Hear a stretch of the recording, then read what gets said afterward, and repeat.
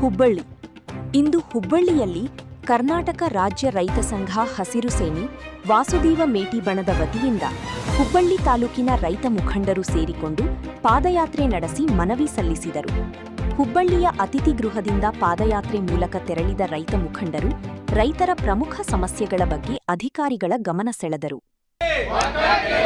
ಕರ್ನಾಟಕ ರಾಜ್ಯ ರೈತ ಸಂಘಕ್ಕೆ ವಾಸುದೇವ ಮೇಟಿ ಬಣಕ್ಕೆ ರೈತ ವಿರೋಧಿ ಸರ್ಕಾರಕ್ಕೆ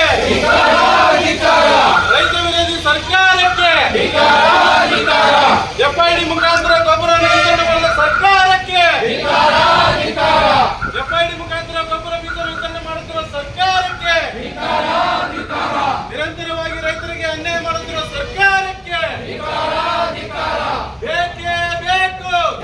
ಈ ಸಂದರ್ಭದಲ್ಲಿ ಮಾತನಾಡಿದ ರಾಜ್ಯಾಧ್ಯಕ್ಷರಾದ ವಾಸುದೇವ ಮೇಟಿಯವರು ರಾಜ್ಯ ಸರ್ಕಾರ ರೈತರಿಗೆ ಎಫ್ಐಡಿ ಮುಖಾಂತರ ಗೊಬ್ಬರ ಮತ್ತು ಬೀಜ ವಿತರಣೆ ಮಾಡುವ ನಿರ್ಧಾರವನ್ನು ತಕ್ಷಣ ಕೈಬಿಡಬೇಕು ಎಂದು ಆಗ್ರಹಿಸಿದರು. ಎಫ್ಐಡಿ ಮುಖಾಂತರ ನೀಡುವ ಗೊಬ್ಬರ ಮತ್ತು ಬೀಜ ರೈತರಿಗೆ ಸಾಕಾಗುವುದಿಲ್ಲ.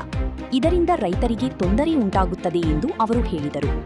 ಅದೇ ರೀತಿ ಈ ಭಾಗದ ಬಹುದೊಡ್ಡ ಯೋಜನೆಯಾದ ಬೆಣ್ಣೆಹಳ್ಳ ಹೂಳು ಎತ್ತುವ ಕಾಮಗಾರಿ ಅವೈಜ್ಞಾನಿಕವಾಗಿ ನಡೆಯುತ್ತಿದೆ ಎಂದು ವಾಸುದೇವ ಮೇಟಿ ಬೇಸರ ವ್ಯಕ್ತಪಡಿಸಿದರು.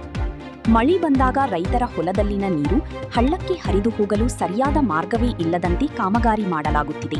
ಇದರಿಂದ ರೈತರಿಗೆ ದೊಡ್ಡ ನಷ್ಟವಾಗುವ ಸಾಧ್ಯತೆ ಇದೆ ಎಂದು ಆಕ್ರೋಶ ವ್ಯಕ್ತಪಡಿಸಿದರು. ಇದೇ ಸಂದರ್ಭದಲ್ಲಿ ಹುಬ್ಬಳ್ಳಿ ತಾಲೂಕು ಅಧ್ಯಕ್ಷರಾದ ರಾಮನಗೌಡ ಪರ್ವತಗೌಡ ಮಾತನಾಡಿ, ಹುಬ್ಬಳ್ಳಿ ತಾಲೂಕಿನ ಕುಸುಗಲ್ ಗ್ರಾಮದಲ್ಲಿ ರೈತ ಸಂಪರ್ಕ ಕೇಂದ್ರವನ್ನು ಶೀಘ್ರದಲ್ಲಿ ಪ್ರಾರಂಭಿಸಬೇಕು ಎಂದು ಒತ್ತಾಯಿಸಿದರು.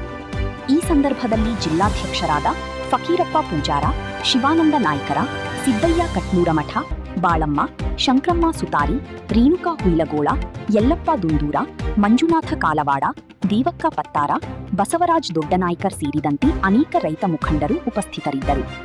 ವರದಿ ಕರ್ನಾಟಕ ರಾಜ್ಯ ರೈತ ಸಂಘ ಹಸಿರು ಸೇನೆ ವಾಸುದೇವ ಮೇಟಿ ಬಣ.